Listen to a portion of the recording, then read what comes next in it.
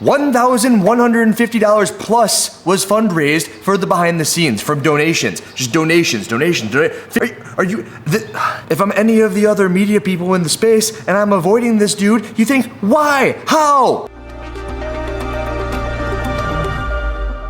Yo. It's been an interesting couple of weeks, 3 or 4 couple of weeks, because about that amount of time ago, I got my media pass. I got that media pass through my own accreditations, Andrew Hiller Fitness, LLC. What is your profession? And I am a YouTuber. I make YouTube videos.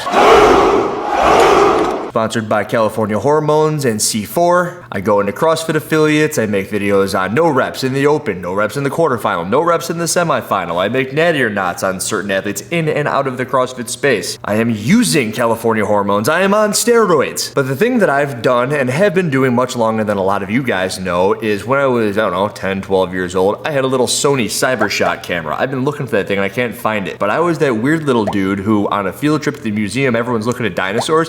I was taking pictures of dinosaurs. I'm a person who's obsessed with the analytics on the back end of YouTube and has chalked this entire thing up to a video game. I was like, oh, I want to get better at this game. What do I got to do? Well, look at what you're doing wrong and don't do those things. And if you do those things, understand that you're just trying to have fun with the game. Videos like the one that I put up yesterday, or maybe it's going to be this morning at this point. I don't know when this video is going to get up, but the one where it's Alexis and our friend Allie working out in the garage, there's a whole bunch of copyrighted music on there, so everybody who saw it probably had to actually go look for it because YouTube doesn't push videos that it can't monetize. But I wanted to try to tell a better story. I wanted to try to show you a little bit more of what was going on and something a little bit longer than 7-second clips so that it didn't get dinged. But Andrew, why are you saying all of this? Well, the other thing that I've done is I have, as that little weird 12-year-old, taken pictures of the dinosaurs at the Field Museum on a field trip in 3rd grade or whatever grade 12 years old is, 8 years old, I don't know. It doesn't matter! I've gone into affiliates and I've shot videos in affiliates where I just tried to do some sort of a spotlight on the one. I did one at my local affiliate, Solir. I did one at the affiliate over in Chicago, CrossFit Severance. If I could find more time to get out of my garage, I would probably do more of those, but I've also done the one where I stand out in front of Julasco and I'm trying to tell people how to squat or can you squat for $10. But you haven't seen very many of those videos where I'm kind of digging into CrossFit for doing silly, stupid stuff. And it's because of that media pass that I got. They are all being entity, and at any point in time they can say, no media pass for you, no soup for you. And I want to be back there. I want to see what I can do with the cameras as the 12-year-old. And I've done so to the tune of this freaking thing right here. I've done so to the tune of this thing. This is from Lucky Camera Straps. If you watch the Sevon podcast, you'll see that person in the comments all the time. And they're always donating, and it pops up, and I go, Lucky Camera Straps. I went over to the website. I saw that they didn't have anything like this. What is this? Well, you can put 2 cameras on here. Clearly, I'm shooting this on a different camera. So I've got a camera up there, I've got a camera down here, and I'm going to be using these 2 cameras to do everything that I can to help out with the behind the scenes with Sevon. In my mind,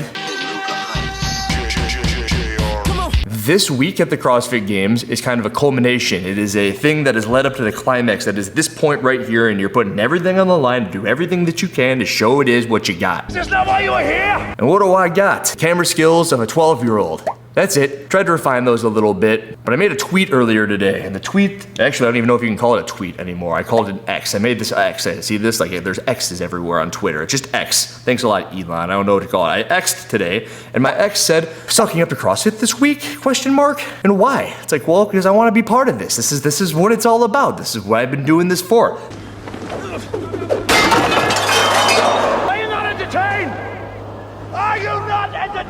The closer you can get, the more of an impact you could have. And while I'm not gonna do what Sevon and Suzu were doing the other day, where they're sitting on the show and they're like, oh, look at the cool little app. It's like, look what you can do over here. And oh, are you gonna go run the 5K with the Buttery Bros and Craig Ritchie because he hurt his fingers? My fingers hurt. It's like, no, I'm not gonna run the 5K. Neither is Sevon because we're gonna be too busy working. At least that's the hope, that's the plan. But just about every single dollar that I've made in YouTube AdSense has gone directly into camera gear. Because the more camera gear I can get, the better videos that I can make, or so I hope. It doesn't matter! I've been trying to become a better storyteller. I've been trying to figure out with every video how to do one cool thing on the editor so that it is more entertaining for you guys, so you watch more of the video, so more people can see it, and you know that entire deal. And while I'm not going to do the entire spiel that is, oh, look at how good all of this stuff is because we're on the inside, because I think that that's, while he does believe it, I can't really say that it's disingenuous because he believes all those things. It is a little bit different, but I'm not going to go out of my way to get myself kicked out of the behind the scenes. If David Hippensteel's over there, I'm like, hey Dave, how you doing? doing? Or perhaps I won't even talk to him. I'll see him over there and I'll stay as far away as I can because maybe just the sheer sight of me is going to drive him crazy. I'm gonna push him away. I don't want to ruin anyone's weekend. I want them to have the best weekends ever, and I want to do what I can to show you guys what those people's weekends look like. Because when you can see these people from behind the scenes, if you will, it's only good for them, so I hope. Sevan says that his goal is to glorify the athletes. That's all he wants to do in the behind the scenes. If there's people who never have their names in the lights, then he wants to get their names in the lights. He wants them to have some sort of connection with the people, you guys who are watching. That's my goal. Everything I do, which goes right back to what I was talking about with it as a video game, is about you guys. Andrew, when you were in the affiliate and it was 2017, 2018, what are the type of things that you would have wondered these people were doing to get ready for these types of situations at the games? What are the things that were going through their head at those moments? What are those little gold nuggets that you would listen to Barbell Shrugged? What would you listen to Rich Froning on? All of those things where Sevan was doing a behind the scenes, a day in the life of Rich Froning. What are you listening for when Matt Fraser's book is on in the background in your car for the 4th time? As a lot of you guys pointed out in a comment section the other day, Matt Fraser's book is where he brought up the point that he wouldn't post things to social media. And I go, oh, that makes so much sense. You wouldn't want to give people the insight into your training if you didn't need to. But the more of those little gold nuggets that you can give out to the entire world, things that you have to really dig deep for, if I can make it from 1 every 10 minutes to maybe 5 every 10 minutes, just interesting things, that is my goal. And the only way it's going to happen is if I play nice. Play nice. And actually, I got something to do. Here, I was at CrossFit.com today because it's Sunday. My program, I only program Monday through Saturday. So I was looking for a workout. And every Sunday in the past, I used to go to CrossFit.com. And me and a handful of people would look at the website. We pick a couple of workouts to do. And I'm going to put up a couple of these workouts. The one from today is this one right here. Starts with a 24. And you look at that workout.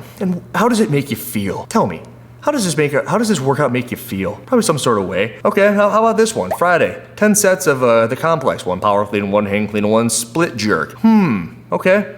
How does that make you feel? One before that makes me feel something. Makes me feel a lot of something. I'm looking at it and it's just, I can't tell you. I can't tell you for the same reason that I've been beaten down this entire video. Just look at every single one of these workouts.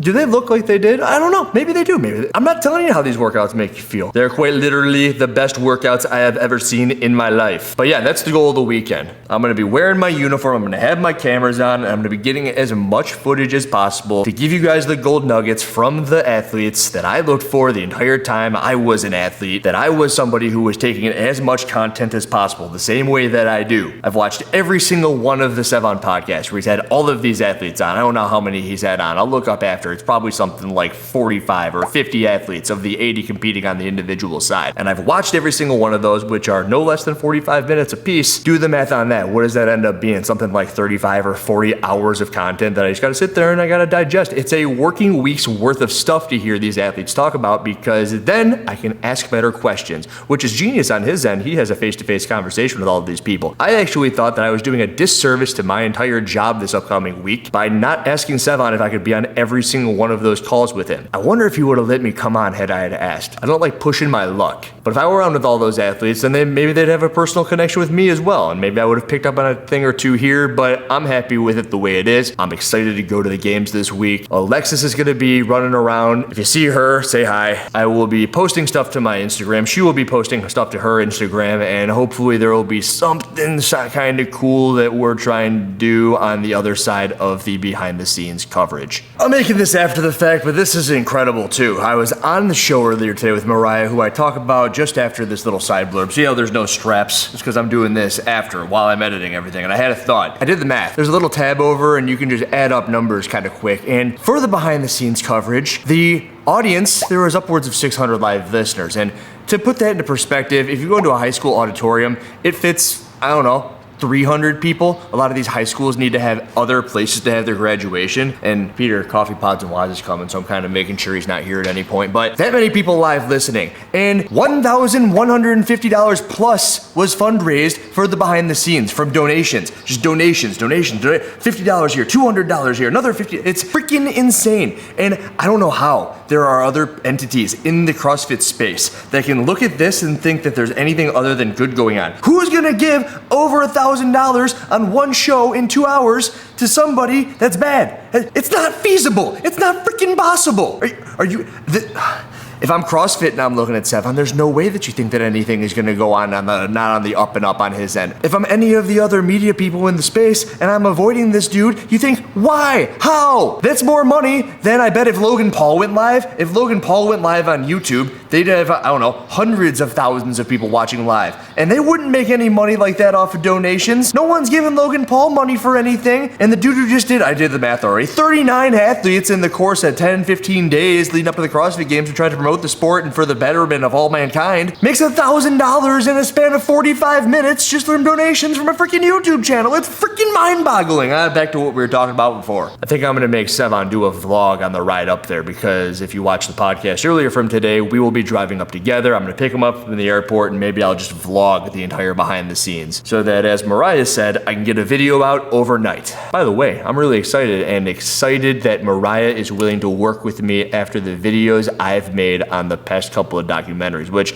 I know that she's seen. That's cool. I hope to learn a lot from her. She knows way more than I do about all of this stuff, and it's the only way that I could potentially learn anything if she was willing to give that stuff up. It's just all cool. I hope Nate Edwardson's there. Andrew Hiller, out. Please smash that like button. Do it! No one told you Just they do are it! now Yesterday, you said tomorrow. legends. Just do it! Make your dreams come true! Just do it! Some people dream of success, while you're gonna wake up and work hard at it. Nothing is impossible. No, what are you waiting for?